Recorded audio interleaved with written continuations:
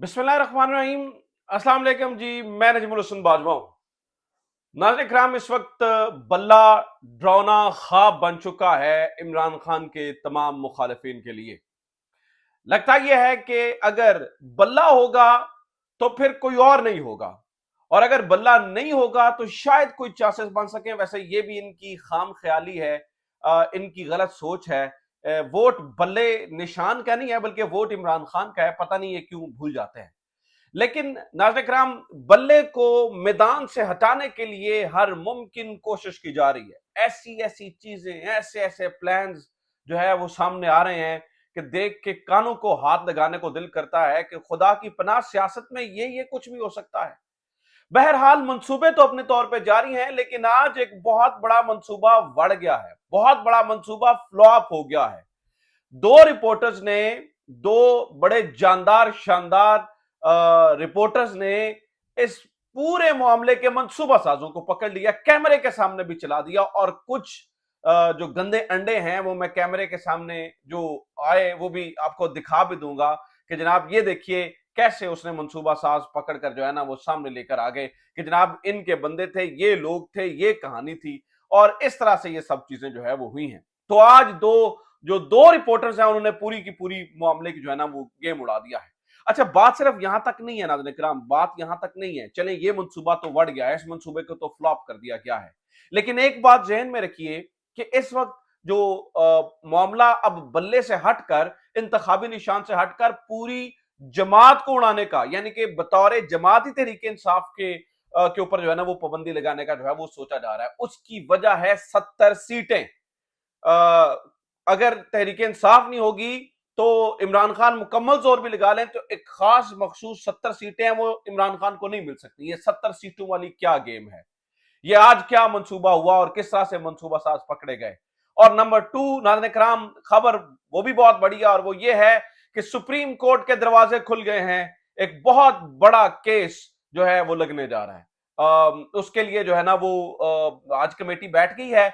ये सबसे बड़ा केस है जो लग रहा है, और उसके ऊपर उसको लाइव दिखाने के लिए जो है ना वो आज कमेटी फैसला देगी। लेकिन एक ऐसे मौके के ऊपर कि जब ये तारीखी काम होने जा रहा है, तो नाज़रीन कराम ये भी याद रखिएगा कि काजी फाइज ईसा साहब के अपने लोग, यानी कि अपने से मुराद है जो उनके हमेशा जो है वो हम ख्याल रहे, जो हमेशा उनकी साइड लेते रहे, जो उनका मुकदमा लड़ते रहे, आज वो भी उनसे किनारा कशी इख्तियार करते हुए नजर आ रहे हैं। तो ये दो बड़ी खबरें हैं जिनकी तफसीलात मैं आपके सामने भी रख देता हूं। आगे बढ़ने से पहले दरखास्त यह है कि चैनल को सब्सक्राइब जरूर कर लीजिए। अगर अभी तक आपने सब्सक्राइब नहीं किया है, वीडियो को ज्यादा से ज्यादा शेयर जरूर किया करें अगर आप ऑलरेडी सब्सक्राइबर्स हैं तो। और आपके कमेंट्स जो हैं वो हमारे लिए बड़ी ही अहमियत के हामिल होते हैं, और हमारे लिए ये जांचने का सबब बनते हैं कि आपको हमारी वीडियोस पसंद आ रही हैं या नहीं आ रही हैं। कुछ भी आपके सजेशंस हो तो वो कमेंट्स के जरिए जो है वो आप जरूर दे सकते हैं। तो नाज़रीन किराम, ये दो बड़ी खबरें हैं जो मैंने आपके सामने रख दी हैं। लेकिन इससे पहले कुछ अहम तरीन खबरें सुन लीजिए, फिर मैं डायरेक्टली फौरी तौर पर इन खबरों पर आ रहा हूं। अभी जब मैं ये वीडियो रिकॉर्ड कर रहा हूं तो मेरे तक ये खबर पहुंची है कि शौकत तरीन साहब, जो इमरान खान के वजीर खारजा रहे, उन्होंने सेनेट की मेंबरशिप भी छोड़ दिया है और तहरीक इंसाफ को छोड़ने का भी इरादा कर लिया है, और उनका भी उसको ऐलान कर दिया है। और वो सियासत भी छोड़ रहे हैं, और तहरीक इंसाफ भी छोड़ रहे हैं, और सेनेट भी छोड़ रहे हैं, और वो अलग हो गए हैं। बट ठीक है, अगर उनका ये जाती फैसला है तो मैं उसकी जो है ना वो कदर करता हूं, हर एक को कदर करनी चाहिए। लेकिन एक सवाल है। सवाल ये है कि ठीक है, अगर ये सब कुछ 9 मई की वजह से कर रहे हैं, ठीक है, अगर 9 मई की वजह वो समझते हैं कि इमरान खान ने गलत किया, ये होगा, ठीक है, ये भी बात समझ में आती है। लेकिन एक बुनियादी सवाल आप शायद समझ नहीं पा रहे हैं। क्या आपने ये गौर किया है कि ये जमीर 6 महीने के बाद क्यों जाग रहा है? अमूमी तौर पे कोई वाकया होता है, फौरी तौर पर अगर इंसान को लगता है कि यार ये मेरी पार्टी ने गलत किया है, और कुछ लोगों ने ऐसा ही किया, वो छोड़ के चले गए, जस्टिफाइड है कि भाई उन्हें लगता है कि यार ये पार्टी ने यहां पर रेड लाइन क्रॉस की है, हमें जो है ना वो पार्टी के साथ खड़े नहीं होना, इमरान खान के साथ खड़े नहीं होना, और वो साइड पे हो गए।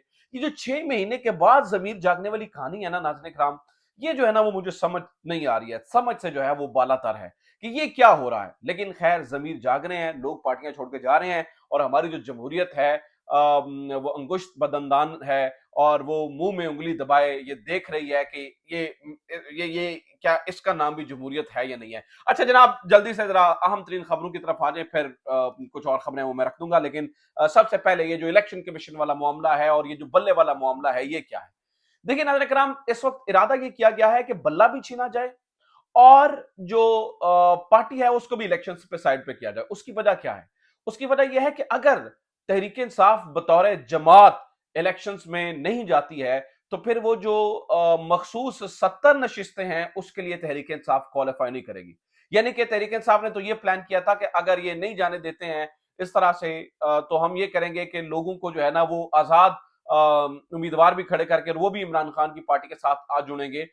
लेकिन इस वक्त ये इरादा किया जा रहा है कि जो है ना वो अगर ये बहैसियत जमात ना जाए तो ये आसानी हो जाएगी, 70 सीटें इनसे छीनी जा सकती हैं और जब 70 सीटें छीन लेंगे जो मखसूस नशिस्तें हैं जिनमें ऑब्वियसली एक बड़ा चंक तहरीक इंसाफ का बनता है, क्योंकि इस वक्त तो 70 75 80% वोट उनके बनते हैं, तो इस हिसाब से 50 60 सीटें जो है वो तहरीक इंसाफ की बनती हैं। लिहाजा यानी कि अगर बादियों नजर में इस वक्त देखा जाए तो इसको जो है ना वो हटाने का मंसूबा बनाया गया है कि ये 70% सीटें इनकी तरफ ना जाए। अच्छा, इसके लिए अब हथकंडे क्या इस्तेमाल किए जा रहे हैं? रंग बिरंगे हथकंडे। मिसाल देता हूं मैं आपको। आज इलेक्शन कमीशन के बाहर नाज़रीन किराम एक एहतजाज हुआ और वो एहतजाज तहरीक इंसाफ यानी कि पीटीआई और चेयरमैन तहरीक इंसाफ यानी कि इमरान खान के बारे में हुआ। आप बिलीव कीजिए कि इससे ज्यादा स्क्रिप्टेड चीज मैंने नहीं देखी है। मतलब मैं आपके सामने एक मिसाल रख देता हूं। इससे पहले तहरीक इंसाफ ने इलेक्शन कमीशन के बाहर एहतजाज किया, आपको याद होगा। आपको पता है कि उसमें क्या हुआ था? इंसदादे दहशतगर्दी एक्ट के तहत यानी कि दहशतगर्दी के पर्चे तहरीक इंसाफ के कारकुनान पर जो है ना वो कर दिए गए थे कि इनकी जुर्रत कैसे पड़ी रेड जोन में आके इलेक्शन कमीशन के बाहर एहतजाज करने की, इनकी जुर्रत कैसे हुई इलेक्शन कमीशन के सामने आके बाहर अपनी आवाज उठाने की। दहशतगर्दी के मुकदमे दर्ज किए गए। आज ना पुलिस पहुंची, ना रुकावटें खड़ी की गई, ना दफा 144, ना गिरफ्तारियां, ना प्रिजन वैन, ना कुछ और लोगों का एक झमघट्टा सा 50 60 लोगों का 70 80 लोगों का जो है ना वो लाकर इलेक्शन कमीशन के सामने बाहर खड़ा किया गया, जिन्होंने एक ही किस्म के प्लेकार्ड्स उठा रखे थे और उसके ऊपर नारे दर्ज थे और इमरान खान के खिलाफ नारे लगाए जा रहे थे। अब वो चीजें नाज़रीन किराम कैमरे की आंख से छुप नहीं सकी। एक तो ये है कि हमारे कुछ दोस्त रिपोर्टर्स ने उनको जो है ना वो एक्सपोज कर दिया। दो बंदे हैं, एक है एहसन वाहिद और दूसरे का नाम है अदनान याकूब। इन दोनों ने उड़ा के रख दिया है। वो दिखाने से पहले मैं एक और सबूत आपके सामने रखना चाहता हूं। नाज़रीन किराम, इस वक्त आप अपनी स्क्रीन पर ये तस्वीर देखिए। ये तस्वीर आप देख रहे हैं कि जो इस पूरे ग्रुप को लीड कर रहा है उसका नाम है राजा जरक खान कयानी।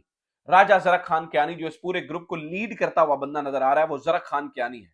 अब जरक खान कयानी नाज़रीन किराम, ये इसमें अगर आप गौर कीजिए तो आपको अंदाजा होगा कि ये पाकिस्तान मुस्लिम लीग नून का वर्कर है राजा जरक खान कयानी। और ना सिर्फ पाकिस्तान मुस्लिम लीग नून का वर्कर है बल्कि पाकिस्तान मुस्लिम लीग नून का एक्टिव वर्कर है और नून की टोपियां पहनकर उनके मफलर गले में डालकर ये वीडियोस बनवाते रहे, मीडिया से गुफ्तगू करते रहे और आज यही लोग तहरीक इंसाफ के कारकुनान बनकर प्ले कार्ड हाथों में उठाकर आज जो है वो नाज़रीन किराम इन्होंने जो है ना वो पीटीआई का वर्कर्स का ढोंग रचाने की कोशिश की। तो सबसे पहले तो कुछ गंदे अंडे ही हैं, एक और कुछ और भी लोग हैं, उनको जो है ना वो पकड़ा है जो है ना वो दो रिपोर्टर्स ने, जैसे मैंने बताया ना, एहसन वाहिद और अदनान याकूब। इन दोनों की कुछ चीजें मैं आपके सामने रखना चाहता हूं, कुछ सुनवाना चाहता हूं। आपको अंदाजा होगा ये जो लोग आज इलेक्शन कमीशन के बाहर खड़े थे, क्या ये इनका दूर दूर से ताल्लुक भी तहरीक इंसाफ से था या नहीं? ये एक्सपोज हो गए कैमरे के सामने। सुनिए जरा क्या हुआ और किस तरह से ये बात हुई। जो है वो नारेबाजी भी की तो ये सुने जरा ये क्या कह रहे हैं ये। इमरान खान की पार्टी कौन सी है? इमरान खान की पार्टी जेली पार्टी कौन सी पार्टी? सुनिए जरा क्या हो रहा है। यार आप इनको जवाब तो देने दें। जेली पार्टी कौन सी जेली पार्टी है? पीटीआई। ये अब पीछे से इशारे करके इनको लेके जाया जा रहा है। आपको कौन लाया है यहाँ पे? हम सारे इकट्ठे आए हैं। किनके साथ आए हैं? किनके? डॉक्टर तारा के साथ। डॉक्टर तारिक फजल चौधरी। डॉक्टर तारिक फजल चौधरी ने यहाँ पे आपको भेजा है? हाँ जी। अच्छा, क्या कहा? डॉक्टर तारिक फजल चौधरी पाकिस्तान मुस्लिम नून के साबिका एमएनए डॉक्टर तारिक फजल चौधरी अपने नून लीगी कारकुनान को लेकर इलेक्शन यानी कि उनको भिजवाया इलेक्शन कमीशन के सामने कि जाओ ढोंग रचाओ तुम पीटीआई के कारकुनों और इमरान खान की इंट्रा पार्टी इलेक्शन के बारे में एहतजाज करो।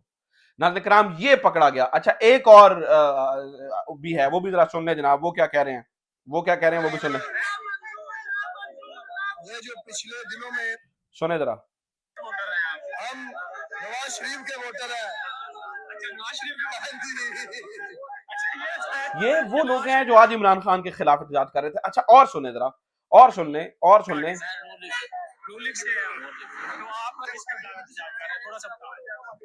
नून लीग से नाज़रीन किराम ये सारे वर्कर्स जो है वो नून लीग सर लेकर भर भर कर लेकर आया गया और लेकर आके इमरान खान के खिलाफ नारेबाजी करवाई गई। इससे आप ये खतरा महसूस कर सकते हैं कि किस कदर खतरा है बल्ले का, कि बल्ला जो है वो आ जाए, बल्ले के खिलाफ ये मंसूबा बनाया गया। आज ये इन दो रिपोर्टर्स ने और नाज़रीन किराम हमारे सोशल मीडिया के दोस्तों ने इस मंसूबे को फ्लॉप कर दिया और पूरे का पूरा जो मंसूबा बनाया गया था, और ये इंक्लूडिंग आज देखना यह है कि इलेक्शन कमीशन इनके ऊपर दहशतगर्दी का मुकदमा दर्ज करवाता या नहीं करवाता। अगर दर्ज नहीं करवाता तो फिर मुबैना तौर पर सवाल उठेंगे इलेक्शन कमीशन के ऊपर भी कि क्या आप भी इस मामले के अंदर मुलव्वस हैं, क्योंकि पहले वर्कर्स के खिलाफ तो आपने जो है ना वो मुकदमा दर्ज करवा दिया था। मुबैना तौर पर सवाल उठेंगे कि जनाब क्या ये इसमें आपका लेना देना है आज, और मुझे लगता है कि ये जनाब कोई मुकदमा वगैरह जो है वो इलेक्शन कमीशन इनके खिलाफ नहीं करवाएगा। अच्छा जनाब आज इलेक्शन कमीशन के अंदर क्या हुआ वो भी बड़ी दिलचस्प स्टोरी है। अकबर एस बाबर साहब जो है वो आज अदालत के सामने पेश हुए और उन्होंने कहा कि जनाब मुझे तो इलेक्शन लड़ने की इजाजत नहीं दी गई है इलेक्शन कमीशन के सामने। इलेक्शन कमीशन ने कहा जी आपने तरीकाकार के तहत, उन्होंने कहा जी हाँ जी मैंने गया था, उन्होंने कहा जी कोई दरखास्त दी थी, उन्होंने कहा नहीं जी मेरे पास तो वीडियो है, ये यानी कि मुकम्मल कार्रवाई, मुकम्मल खाता। यहां पर हमारे कुछ दोस्त जो है ना वो मुबारकबादें भी दे रहे थे कि जनाब दोबारा इंट्रा पार्टी इलेक्शन का हुक्म नहीं दिया जाएगा, लेकिन इस फिक्रे को वो कोई नहीं दोहरा रहा कि आज इलेक्शन कमीशन ने यह तक कह दिया है कि अब इलेक्शन करवाने का टाइम गुजर गया, अब बेजाब्तगी हुई तो फिर जो है वो इलेक्शन एक्ट के तहत कार्रवाई की जाएगी और उसके तहत यानी कि बल्ले का निशान नाज़रीन किराम वापस ले लिया जाएगा। ये तक जो है ना वो आज धमकी लगा दी गई है। लेकिन मैं आपको बता दूं कि बल्ले के खिलाफ जितने मंसूबे हैं वो इस वक्त तक जितनी भी चीजें आप कर लें वो कामयाब होते हुए नजर नहीं आ रहे हैं। उसकी पीछे वजह यह है कि केस कमजोर, चीजें कमजोर, दलाइल कमजोर, और आज नाज़रीन किराम ये जो ना फैसला महफूज हुआ ना उसके ऊपर कुछ हुआ, आज डायरेक्ट ही तहरीक इंसाफ को नोटिस जारी कर दिया गया है और इन जो दरखास्तें दायर की गई थी इलेक्शन कमीशन के अंदर पाकिस्तान तहरीक इंसाफ की इंट्रा पार्टी के बारे में, उनको समाअत के लिए मुकर्रर कर दिया गया है। ना नून लीग ना पीपल्स पार्टी किसी को बल्कि इनको कार्रवाई से एग्जम्प्ट किया गया है। बिल्कुल उसी तरह से जैसे तहरीक इंसाफ के अकाउंट्स की छानबीन हुई लेकिन पाकिस्तान मुस्लिम लीग नून को और पाकिस्तान पीपल्स पार्टी को फ्री हैंड दे दिया गया। वाहिद जमात जिसके अकाउंट्स जो हैं वो बड़े सिस्टमैटिकली मेंटेन होते हैं, लेकिन इनकी छानबीन हुई, जबकि दूसरी जानिब जो है वो फ्री हैंड दे दिया गया कि भाई जो दिल करता है आप करते चले जाएं, आपको कोई नहीं पूछेगा। इसी तरह जनाब अभी जो है वो इंट्रा पार्टी इलेक्शन के बारे में भी ये हो रहा है। अच्छा दूसरी खबर सुन ले जनाब, एक बहुत बड़ा मुकदमा पाकिस्तान की सुप्रीम कोर्ट में लग रहा है जिससे काजी फायजा साहब सुन रहे हैं। मैंने इस पहले भी आपको बताया था कि जनाब ये भुट्टो का मुकदमा जो है ना वो लग रहा है, लेकिन इसके ऊपर दो बड़ी मजेदार अपडेट्स हैं। एक ये है कि सुप्रीम कोर्ट की एक कमेटी ये फैसला कर रही है कि आया इसको लाइव दिखाया जाना है या नहीं। मैंने आपको बताया ना जस्टिस काजी फायजा साहब शायद अमर होना चाहते हैं, वो तारीख में अमर होना चाहते हैं और वो ये चाहते हैं कि वो उनको जो है ना वो तारीख याद रखी अच्छे लफ्जों के अंदर। तो वो ऐन मुमकिन है कि इस मुकदमे को लाइव दिखाया जाएगा और पूरी कौम इस मुकदमे को लाइव देखेगी, लेकिन जहां पर नजरें चुराई जाएंगी वो इमरान खान का मामला है। उसको लाइव क्या दिखाया जाएगा, उसकी अपील ही नहीं लगाई जाएगी, उसके ऊपर समातें ही नहीं होंगी, उसको जो है ना वो सुना ही नहीं जाएगा और बिल्कुल जो है ना वो साइडलाइन कर दिया जाएगा। अच्छा जनाब एक और खबर सुनने वो ये है कि काजी फायजा साहब के अपने लोग यानी कि वो सहाफी जो दिन रात उनके कसीदे जपते रहे, जिनमें से एक नाम बड़े सीनियर जर्नलिस्ट हसनात मलिक साहब का है। हसनात मलिक साहब भी अक गए हैं, यानी कि अब्दुल कयूम सिद्दीकी साहब के साथ प्रोग्राम करते हुए जब उन्होंने सवाल किया तो उन्होंने कहा जनाब हसनात मलिक ने कहा कि आप क्यों एजेंडा बेस्ड जो है वो सहाफत कर रहे हैं, यानी कि जो फौजी अदालतों के बारे में जो सुप्रीम कोर्ट ने फैसला दिया है उसके ऊपर आप क्यों नहीं सुन रहे, क्या आप उन जजेस को जज नहीं मानते हैं? उनने फैसला दिया तो क्यों मुल्जिमान को जो है वो सिविल कोर्ट के हवाले यानी कि सिविलियन अदारों के हवाले जो है ना वो नहीं किया जा रहा। इस मामले के ऊपर तल कलामी हुई और हसनात मलिक प्रोग्राम छोड़ के चले गए। नाज़रीन किराम प्रोग्राम बीच में छोड़ा और हसनात मलिक साहब जो है ना वो उठकर चले गए, क्योंकि कितना डिफेंड किया जा रहा है। उन्होंने सीधी बात की है हसनात मलिक ने, आप काजी फायजा साहब के मामले में इतने सेंसिटिव क्यों हो जाते हैं अब्दुल कयूम सिद्दीकी साहब, मतलब वो बहुत सेंसिटिव हो जाते हैं। और सेंसिटिवली चीजों को जो है ना वो डील करते हैं। सहाफी का काम इतना जो है ना वो सेंसिटिव होना नहीं होता है। अच्छा जनाब, एक और खबर सुन लीजिए, वो ये है कि एक और प्रोग्राम भी साथ ही साथ जो है वो लाइन अप किया गया है, और वो प्रोग्राम है इलेक्शन से ही टाटा बाय बाय करने का। कामरान खान साहब जो कि बड़ा करीबी समझे जाते हैं मुक्तदरा के और मुक्तदर हलकों के, वो अब इस बारे में माहौल बनाना शुरू हो गया। उन्होंने कहा जी मैशियत बहुत अच्छी हो गई है, लेकिन जो बिजनेसमैन है वो अनजाने खौफ में मुब्तला हो गया है कि कहीं इलेक्शन ये अच्छी मैशियत को बहा कर ना ले जाए।